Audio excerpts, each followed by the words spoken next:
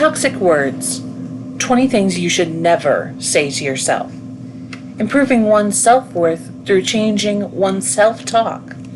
A cognitive behavioral approach. Mark Underwood, M.A., LMFT. Forward and a few notes of thanks. The vignettes that start each chapter of this are not based off of any one specific person who I have seen in my practice over the last 15 years, but instead are based on the general memory of hearing numerous people saying the same things to me that are playing in their heads on a daily basis. No one person is responsible for me writing any of the 20 chapters to follow. That being said, I want to express my sincerest gratitude and thanks to all the people who contributed to the writing of this book, by trusting me with their innermost thoughts and believing that I could help them improve their daily lives. It's no small thing to trust someone with what you think, feel, and believe in your deepest and most private place, which I believe in your conscious mind and the thoughts generated from within. Again, I am humbled to have been allowed to see and experience what my clients think, feel, and believe. I hope that I was able to make their lives better in any way possible. I would like to offer a special thanks to my trusted friend and mentor, Dr. Thomas Battacletti, PhD, for his wisdom and expert training many years ago, without whom this book would not be possible. I would also like to offer a special thanks to Emily Henderson for her unwavering support for this project and for her patiently and carefully reading each chapter and providing me feedback on how easily understandable what I wrote was, and how easily it was to be processed by the casual reader, who is not a trained therapist. Her efforts and responses are appreciated more than I can put words to express. Lastly, I would like to thank my lovely wife, Amber Lynn, who took the time out of her busy schedule to correct my many run-on sentences and grammar mistakes. Your willingness to take on this responsibility and the effort you put forth in it was and is greatly appreciated. Thank you again, Mark Underwood, M.A., LMFT, Daphne, Alabama. Introduction. There are 3 kinds of books that you can buy that are written by therapists. The first are books that are written as research projects that are trying to break new ground in the field of psychotherapy, primarily for other therapists to read and consider. These are very technical in both language and content and are not meant for the general public, and they would not be very interesting to read by the regular person out there. The second are books written by psychotherapists for other therapists to use with their clients, sort of guidebooks and walkthroughs for either techniques or theories that can be used during sessions to make their lives better. The average person can buy these and read them, but they are written to be used by the teacher and not the student, and they can be a bit technical or are still largely written in professional language. The third kind of book is one written by a therapist for a potential client, the average person who may not even know much about the world of therapy, who doesn't need to know technical jargon or psychotherapeutic principles to enjoy or utilize what's in the book. It will not take you very long, presuming that you either purchased or borrowed this book, to figure out which of the 3 this is. I am deliberately writing a book for the man or woman on the street who is not particularly interested in the world of therapy and doesn't have any familiarity with the basic concepts or principles that come from it. In fact, I didn't really write this book per se, because I used a voice application and talked each chapter out like I was having a conversation with someone, so that it would read more easily and hopefully more comfortably and enjoyably. The world of psychotherapy is not necessarily complicated by necessity, but frequently because, like any profession, the people in it would like it to make it look more prestigious, more difficult, and deeper on intellectual and emotional level, so that it will be valued more. While I don't want to reduce what I do, or what we're going to discuss in the chapters to come, in a way that cheapens any part of my profession, what I do want to do is make it easy consumable, and digestible for you, the reader. My premise is that people's lives are shaped by what they believe about themselves and the world around them, and how they should relate to it. And the best way to tell you what you, or I, believe is to hear what we say to ourselves in the privacy of our own thoughts. I believe that what we tell ourselves privately determines the success of our emotional and relational lives, and also determines whether we will create depressive symptoms in and of ourselves. I have included 20 examples of things I have commonly heard my clients say to themselves over the years that has caused them some form of internal misery, resulting in depressive symptoms for one reason or another. This is not a clinical research book, but rather an experimentally based exploration of the most frequent potholes that I have seen my clients drive over and damage their cars on, and how and why I would want to steer you away from these on the road of life. Hopefully, you will find this book to be easy reading, but also somewhat eye-opening and helpful. It was intended to help others to have a better life by not getting constricted into knots emotionally and cognitively, which cause people to call me and set an appointment up. My end goal would be that you would get the benefit of seeing a therapist or seeing me specifically without having to take the time, money, and opportunity to actually travel to the office. So hopefully, you'll get 40 or 50 sessions worth of cognitive behavioral therapy for the price of this book, no matter whether you bought an ebook or a hard copy. And you'll find things in these 20 chapters that will cause you to think and reflect and make your life better as a result. Here's to hoping that you'll find what I wrote worth spending the time to read. Mark Underwood, licensed marriage and family therapist, Daphne, Alabama. But everyone else around me seems to be so happy. Jennifer was a married woman in her early 30s who walked into a therapist's office with a very vague sense that her life was not going well. She had bouts of depressed mood and unhappiness, despite seeming to have a pretty productive and healthy life. She described to the therapist of having what seemed to be a fairly normal marriage to a man whom, by her account, seemed to generally provide financially and emotional security for her, and seemed to love her and their 2 children, who are healthy and behave about how you would expect kids of their age to. Jennifer also described being reasonably successful at her career and had a better than average position and salary in marketing, and appeared to generally enjoy her job and coworkers.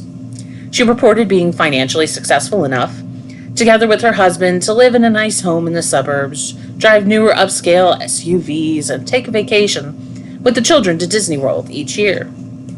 On the surface, it was hard to see what caused her distress that she reported, at times tearfully, as the sessions went along. As she began to speak more and more about her life, Jennifer's reasons for distress became more and more apparent. She had the normal level of stress in her marriage, living with a man who saw and experienced the world differently from her. And they occasionally have down moments, where they fail to connect and sometimes disagree and have squabbles.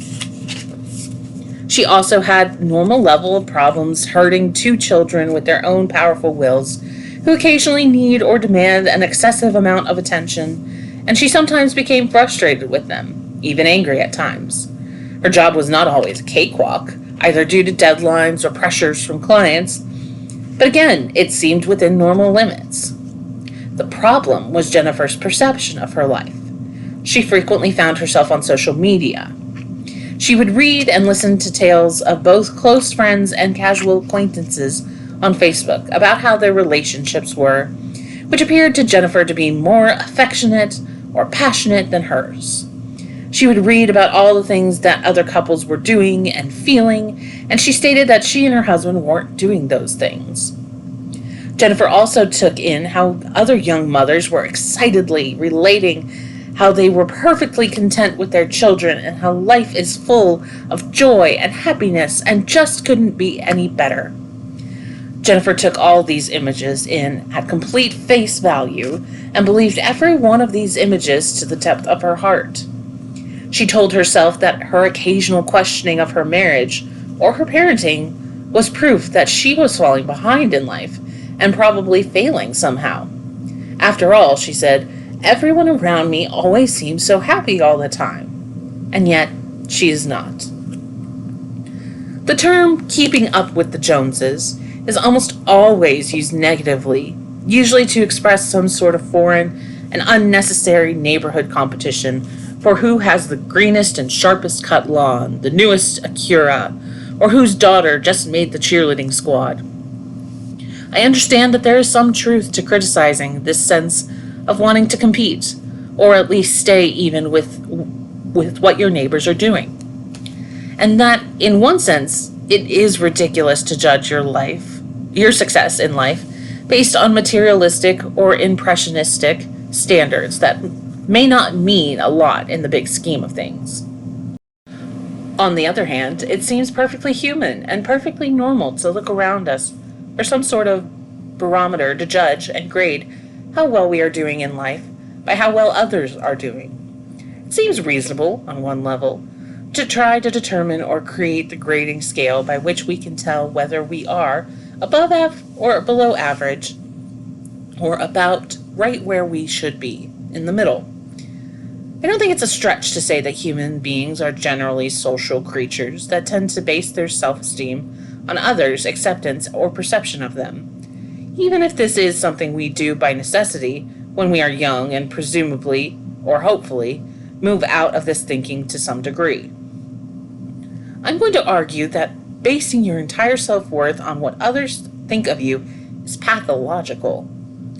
It is proof of a lack of emotional independence and shows a lack of differentiating from one's parents or peers or from cultural expectations. But looking around to try to find a baseline of what is normal is pretty, well, normal.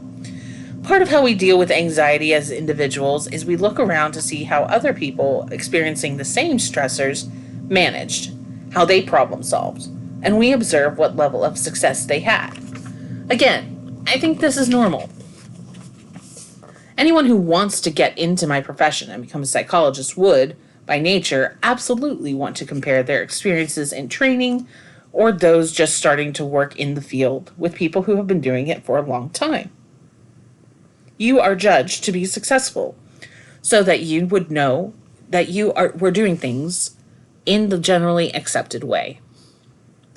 While there are always examples that fit the old parable of the emperor's new clothes, and what the outlier thinks, feels, and experiences completely different from everyone else proves to be the rightful standard bearer of truth.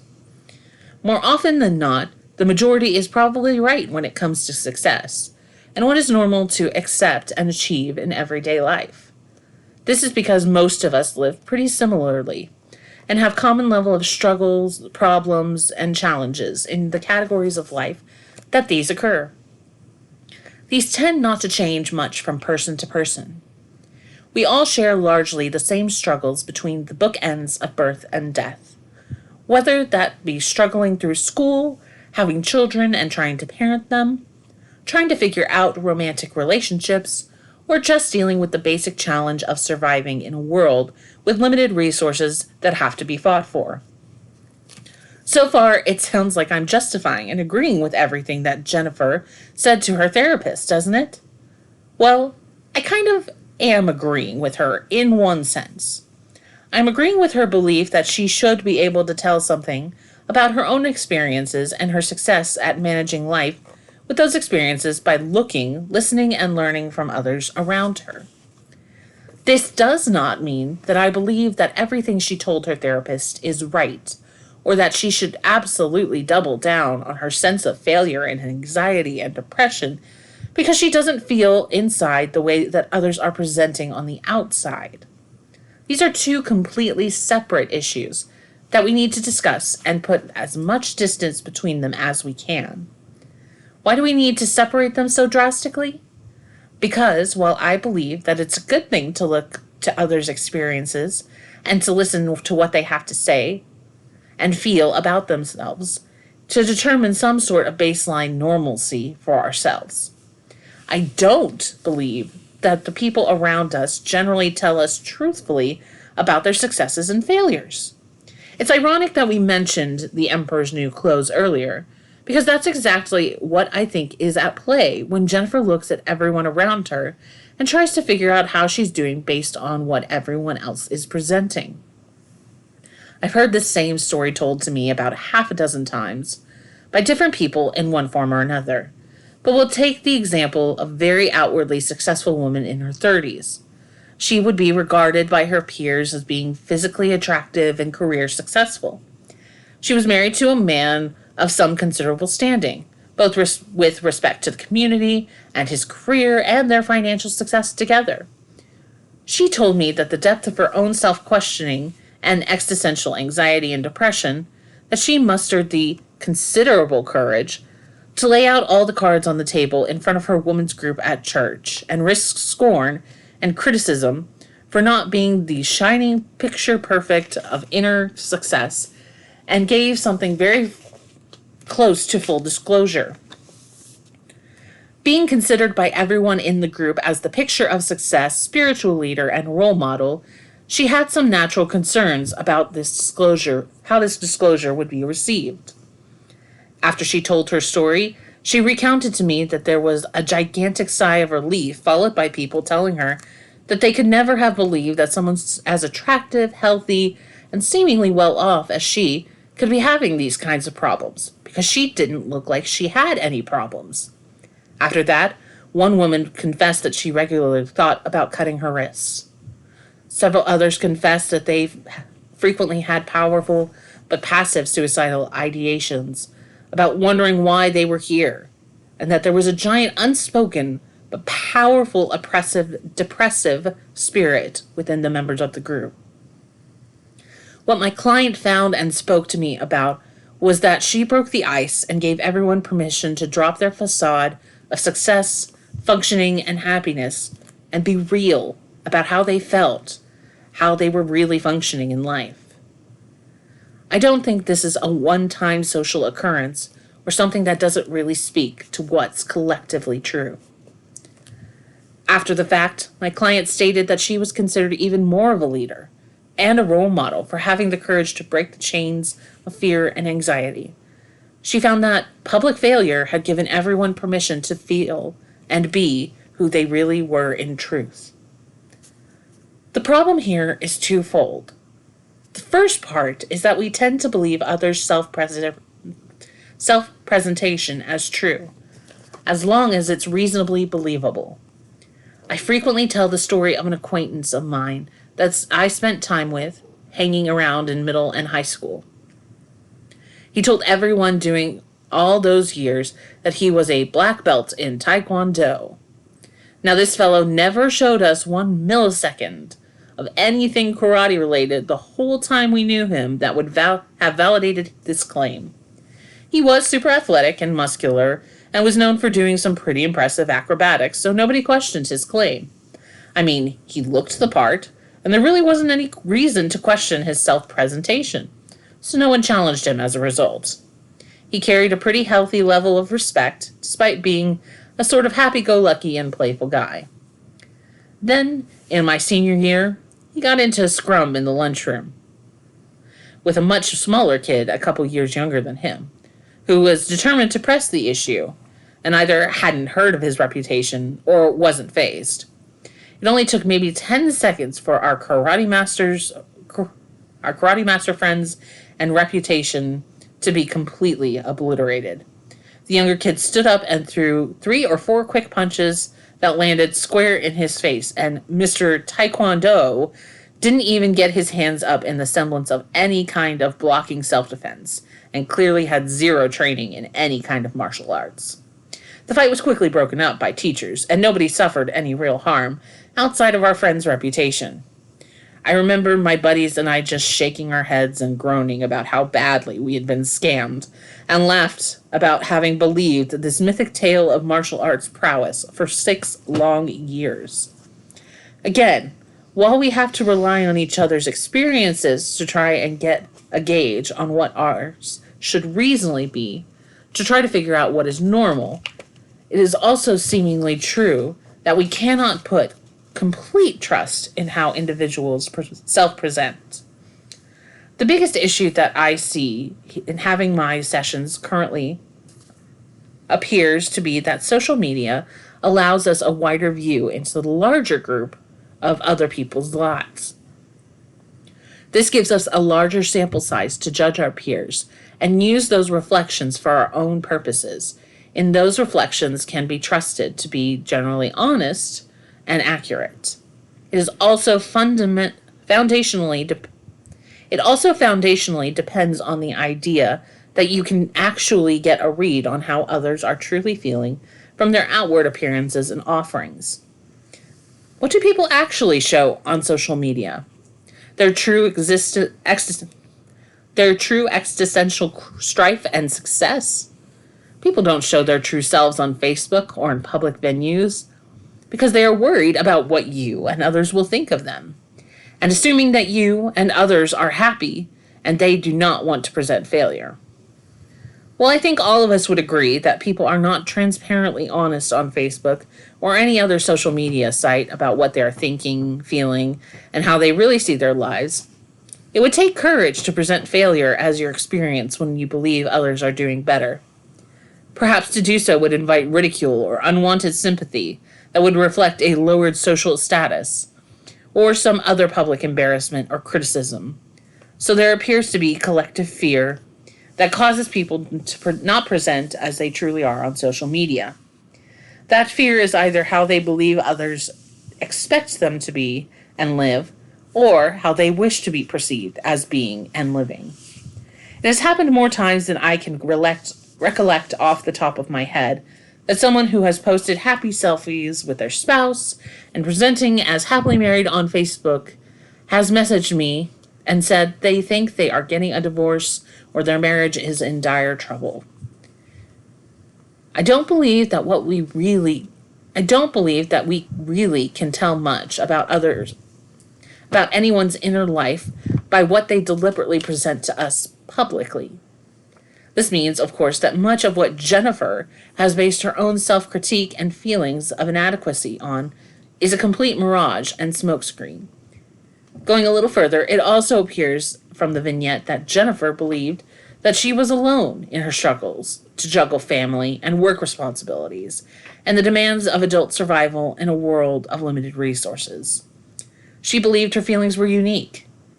As I said in a different chapter, I believe in the principle of shared experiences as sort of a standard and reliable way of managing anxiety about our lives. This includes what others actually think about us, who we are, and what we do. She assumed that others do not feel and think like she does about the basics of life, and that what she would logically experience as stressful, time-consuming, or exhausting must somehow miraculously not be that way for someone else because they are not visibly showing it or admitting it. This appears to be really anxiety-based and not very logical, as it would stand to reason that if you are being rained on and everyone else is being rained on too, they probably feel just as wet as you do. Now, it could be that they are the exceptions somehow, and that they don't register on a sensory level and can't perceive the feeling of being rained on or getting wet. Or it could be that it is raining harder in their neck of the woods, as it is in yours, but exceptions to the rule are still exceptions to the rule, which are not the norm. As I've said before in the chapter, I feel like others are looking at me and thinking negative things. It's generally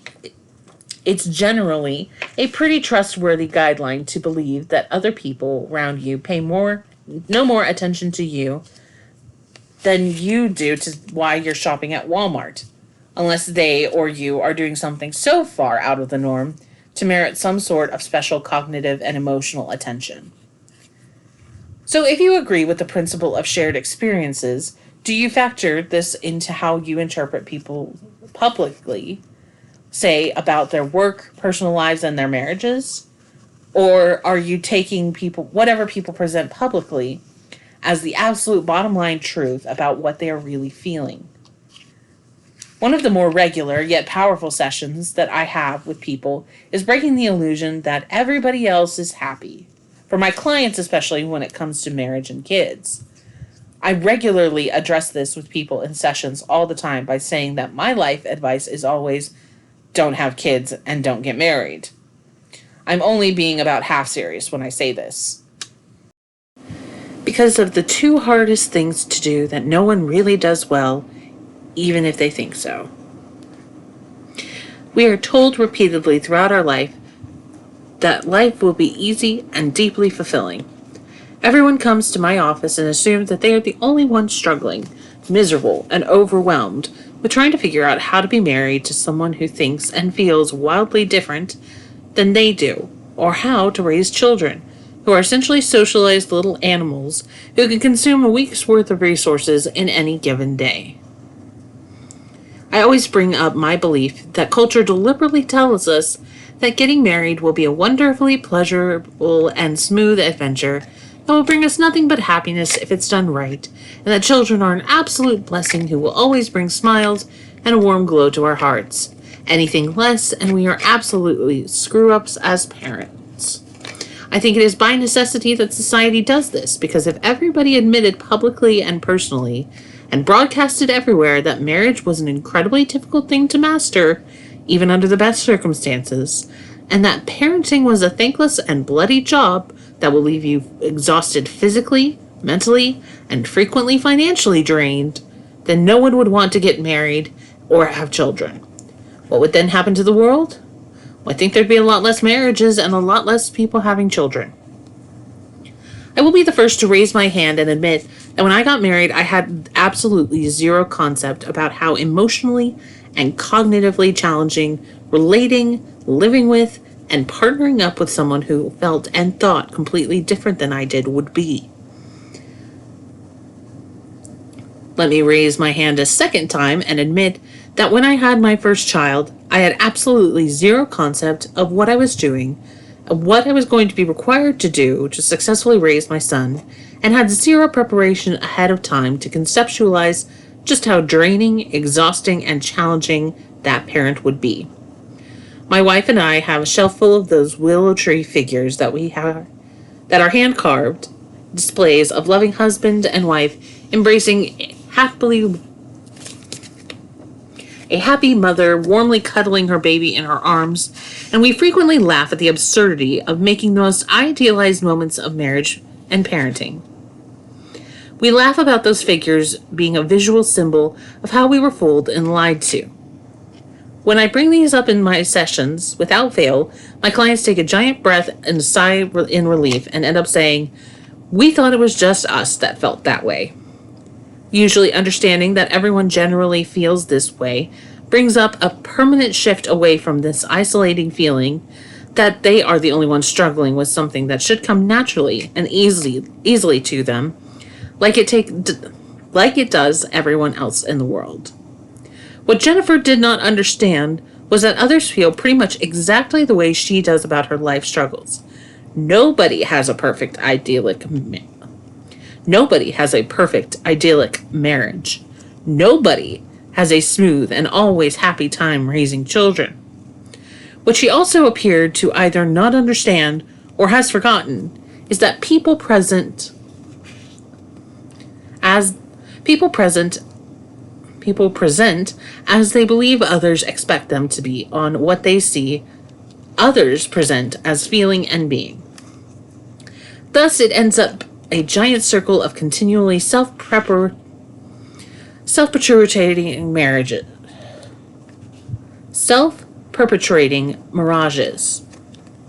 I believe that if she accepts that she is buying into a giant set of illusions, that Jennifer will be able to struggle her way out from this destructive funhouse of deceitful mirrors that make her look shorter and everyone else look taller. She will be able to adjust her own self-worth accordingly and realize that she is probably doing a much better job with her life than she thought she was. Jennifer's therapy centered on two specific points to relieve her self-imposed criticism and unrealistic expectations, centering on seeing her own feelings about parenting and marriage as normal and par for the course, and that her own experiences are probably not far off from what others would experience in the same situation.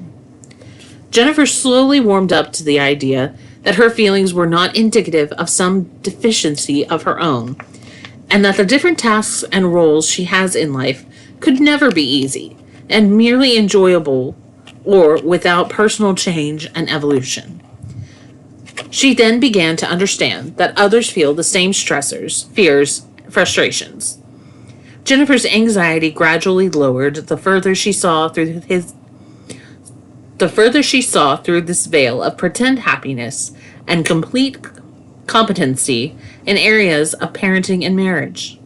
She gained confidence in her own perceptions and experiences, and her unhappiness dropped similarly. As time went along, she started seeing that she was actually doing life at a pretty high level, and even though the challenges and stressors did not change, her reaction to them did. She began enjoying her life more and began to bond on a more deeper level with both her husband and her children. She left therapy a much happier person and committed to not take others' presentation at face value and believe that others were really much happier than her.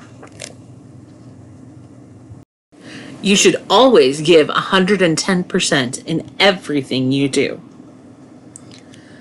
Pete was a hard-working man in his late 30s. He was self-employed and worked in a profession that appeared to be in the process of getting slowly phased out due to improvements in technology that allowed customers to perform their own fixtures on in-home equipment. Despite realizing this and regularly voiced that he was fighting an uphill battle to maintain a business that would eventually become extinct, Pete worked tirelessly. He put in long nights at the office and had frequent weekend meetings with clients only to receive diminishing returns, which left Pete showing the effects of the fight. His marriage began to suffer, and he felt that he missed important time with his children. But Pete stayed strangely committed to being the captain of a sinking ship, even when it was apparent to others, especially his wife, that he could work a regular job with 9 to 5 hours and likely bring home the same amount of money with loads less stress. At first, it seemed like it was simply ego or just stubborn pride that was at the root of Pete's commitment to an enterprise that was failing. But eventually he identified that the real root of all this wasted and unproductive energy was the words of his father echoing in his ear from childhood that you should always give 110% in everything you do. Being an obedient and somewhat intimidated son, Pete had embraced this as a life principle and simply could not either put less effort into tasks nor accept that there was a time to disembark off a sinking ship that would be failing to give 110% and rejecting the value he had internalized. There are numerous problems with trying to literally apply this generally positive principle. The first being that it was meant as a motivational saying to encourage performing tasks with commitment and making sure that work ethic was encouraged and promoted. When not taken with religious seriousness, people generally understand that this principle means that important tasks should be done well, with pride, like old work craftsmanship. Taking it as a mandate for each and every life task will wind up leaving the person in an exhausting and exasperating journey that can never be completed. First of all, giving more than 100% of one's life energy and concentration to anything is mathematically impossible. So, right off the bat, we have a distorted call to try and do what cannot be feasibly possible. What cannot be feasibly accomplished. And that's the obvious flaw we start at. But trying to even apply 100% of your energy and attention to every life task that stares you in the mirror each day would be exhausting and a study in absurdity. Imagine getting up and starting your day with your usual breakfast of oatmeal and coffee. You prepare both with beady-eyed intensity. You make sure your oatmeal is evenly placed in the bowl, and you make sure that it is perfectly and evenly centered in the microwave. You then set the exact correct time to cook, while making sure that the coffee is similarly measured and timed to brew with the exact amount of water. While these are working, you intensely set the table with silverware and a napkin, making sure that there is absolutely no laziness nor lack of cognitive commitment to everything you do today.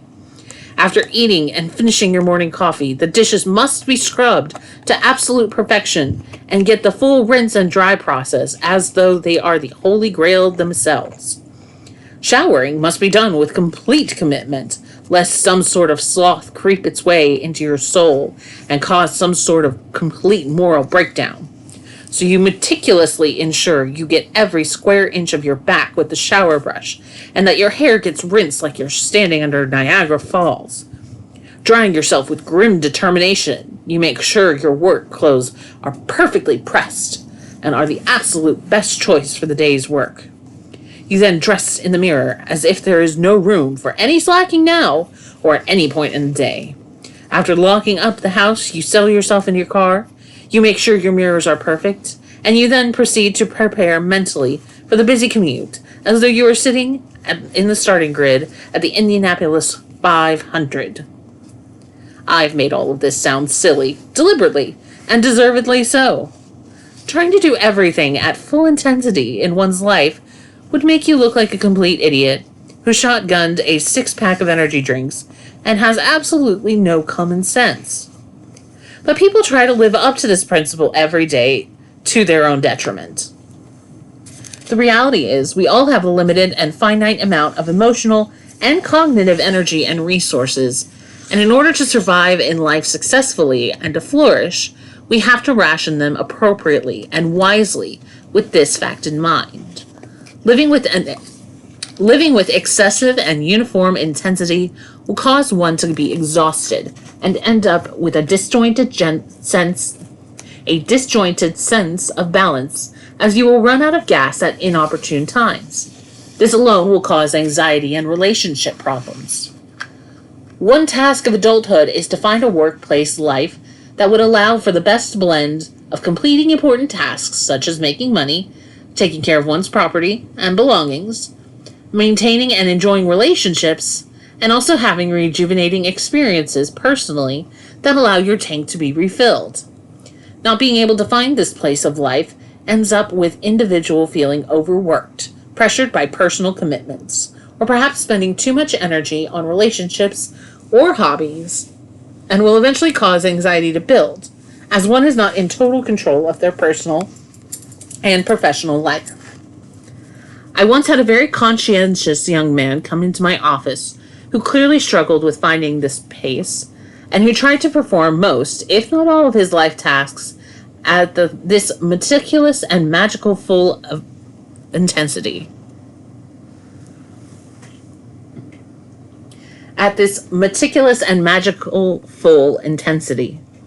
The first clue I had that he was out of balance was that he took 35 minutes to fill out the intake forms.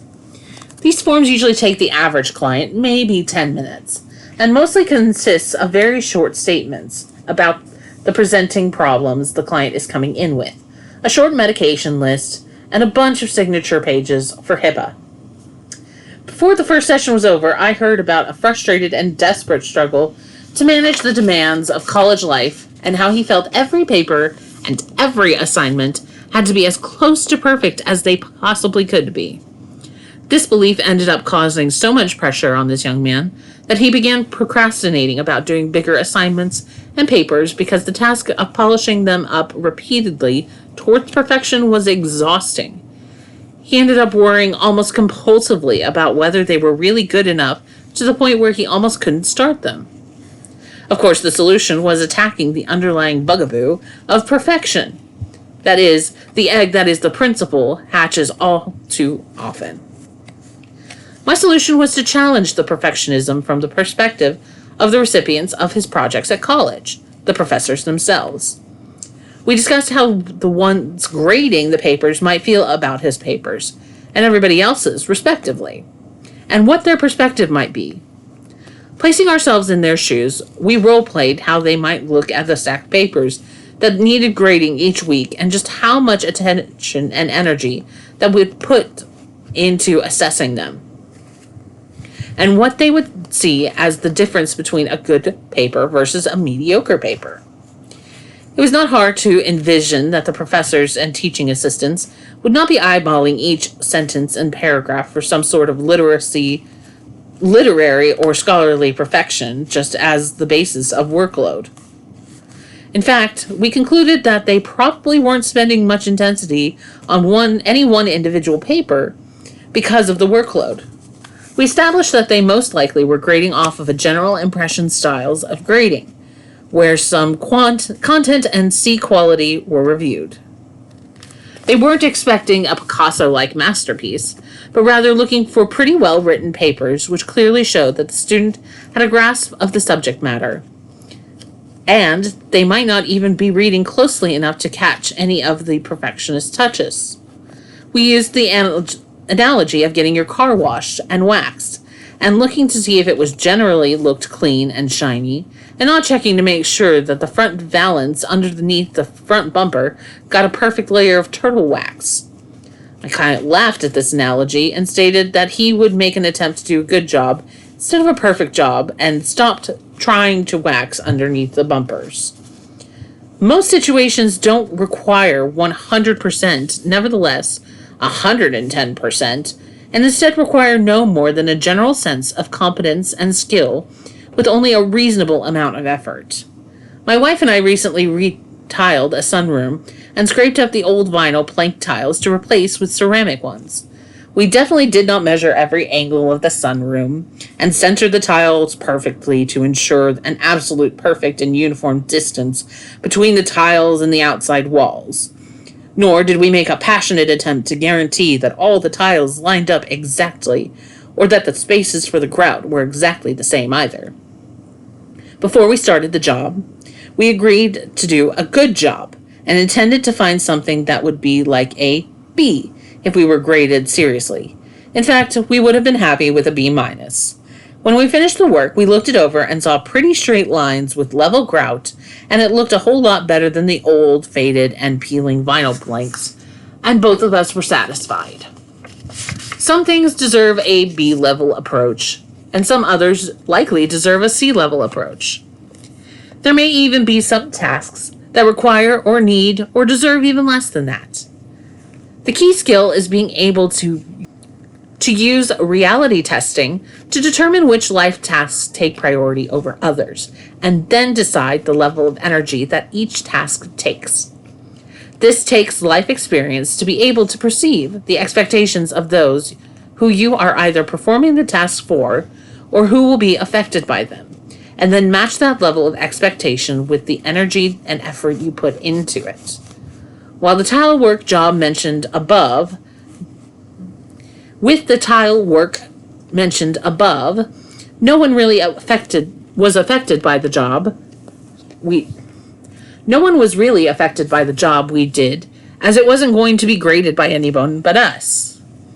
But had we been doing it as a business and a service for a customer, then we would have needed to determine the level of craftsmanship and detail that they would have been expecting when they agreed to the deal in the first place. What I find gets in the way of this happening is that the chef who is preparing the meal for the customer becomes fixated on their own feelings, preferences, and standards of what the meal should be like instead of what the customer wants and expects. I use this analogy to help people work their way out of an exhausting and unnecessary perfectionism. Ultimately, it is lost on the one who the work or goods are being created for, and to focus on whether they, the customer who is writing the check, are happy with the finished product. I grade my own work as a psychotherapist almost solely on whether the client feels they received what they were expecting or hopefully more, or if they feel like I'm helping them and they want to come back again, rather than holding myself accountable for some picture-perfect clinical exercise where every word is graded for strategic appropriateness and fits some intellectual therapeutic standard.